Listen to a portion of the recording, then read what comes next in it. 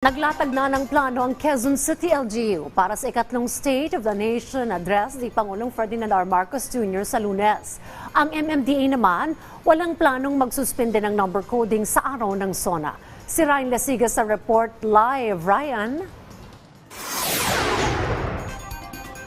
Diyan, all systems go na ang MMDA at ang lokal na pamahalaan ng Quezon City para sa nalalapit na State of the Nation address ni Pangulong Ferdinand R. Marcos Jr. sa susunod na linggo. Kung ang MMDA ang tatanungin, hindi sila magsususpindi ng number coding sa araw ng State of the Nation address ni Pangulong Ferdinand R. Marcos Jr. sa susunod na linggo. Paliwanag dito ni MMDA Chairman Attorney Don Artes, ito ay para makatulong na maibsan ang tindi ng traffic partikular na sa Commonwealth area. Pero giit ni Artes, kukonsultahin pa rin daw nila yung Senado at Kongreso hinggil dito. Yan din po ay pag-aaralan namin in consultation with the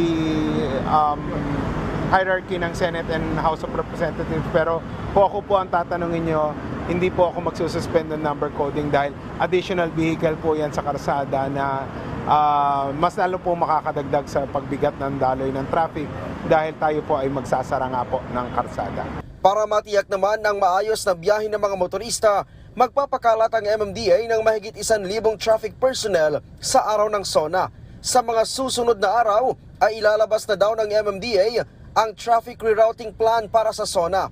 Magdi-deploy po tayo ng around more than 1,300 na traffic personnel. Magpo-post po kami sa aming social media pages ng mga rerouting schemes natin at yung mga karsada pong isasara, anong oras para maplano ng ating kababayan yung kanila pong pagbiyahe. So hintayin po na yung announcement. Tayo po ay nakikipag-coordinate sa DOTR, PNP, sa SecGen ng House at sa Secretary General din po ng Senate para po i-finalize lahat yung preparations, particularly sa traffic. At maggagawa po kami ng announcement soon regarding po yung rerouting at yung mga road closures in connection with SONA. Sabi ni Artes, maaring bago magtanghali ay isasara na ang ilang lanes ng Commonwealth Avenue pero maglalagay naman daw sila ng zipper lane. Ang Quezon City LGU, inilatag na rin ang plano para sa SONA. Partikular na dito ang security at safety measures. Tutulong din ang Transport and Traffic Management Department o TTMD sa MMDA sa pag-alalay sa mga motorista.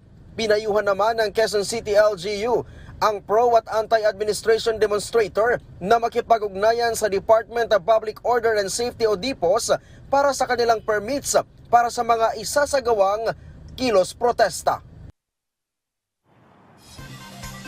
Diyan bilang bahagi pa rin ng security measures para sa nalalapit na State of the Nation address ni Pangulong Marcos ay magpapatupad ng liquor at gun ban ang Quezon City Police District sa bisinidad ng Batasan Complex sa July 22. Araw yan ng Lunes o yung araw mismo ng SONA ni Pangulong Marcos.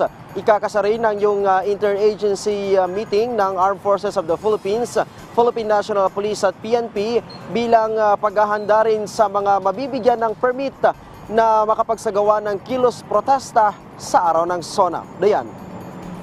Maraming salamat, Ryan Lasigas.